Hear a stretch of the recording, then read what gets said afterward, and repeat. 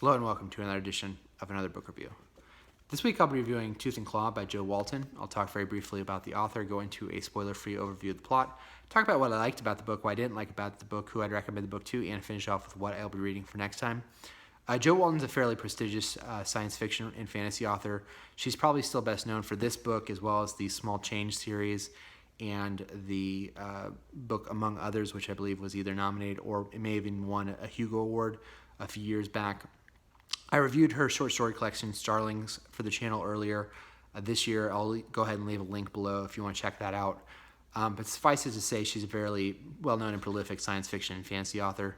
This book came out, I believe, in 2003, and what this book is essentially a fantasy retelling or a fantasy twist on the classic Jane Austen, Emily Bronte, the Bronte sisters, like a Victorian or Regency era novel. I've heard it referred to as fantasy and manners.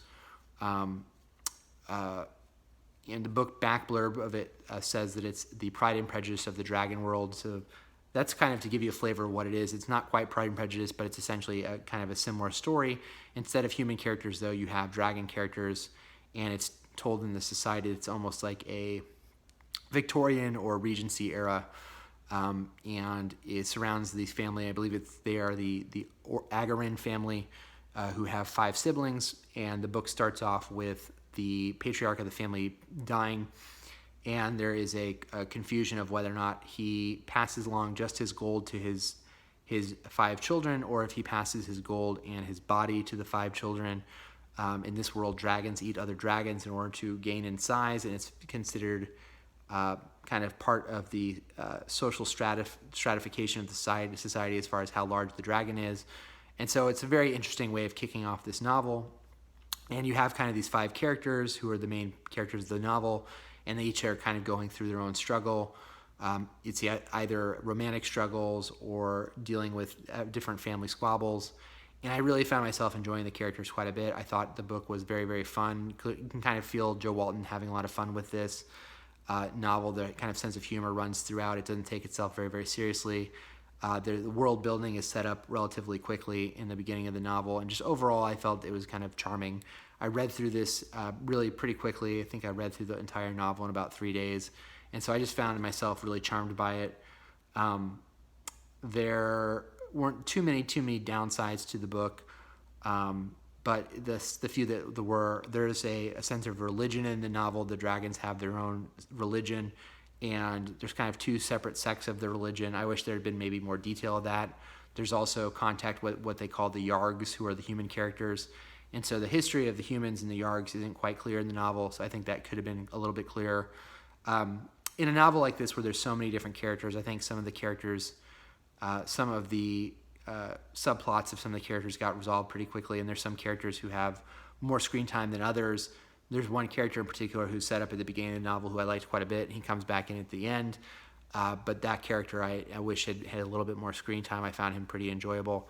And there's maybe some plot points that are kind of come out of the blue a little bit for some people. But overall, I enjoyed this book a lot more than I thought I was going to. I thought it was a lot of fun. If you're someone who likes fantasy but also likes kind of this kind of era of novels, like I said, like Jane Austen or Emily Bronte, I think you're going to enjoy this unless you really do not like your fantasy and your comedy of errors, comedy of manners mixing. If you're okay with those mixing, I think you'll enjoy this quite a lot.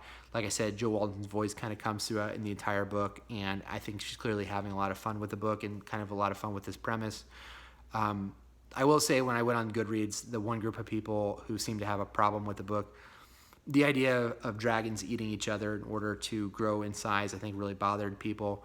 There's also some social commentary in this book as far as servitude and the kind of upstairs downstairs nature of novels of this era, that people may feel that kind of hit over the head with that.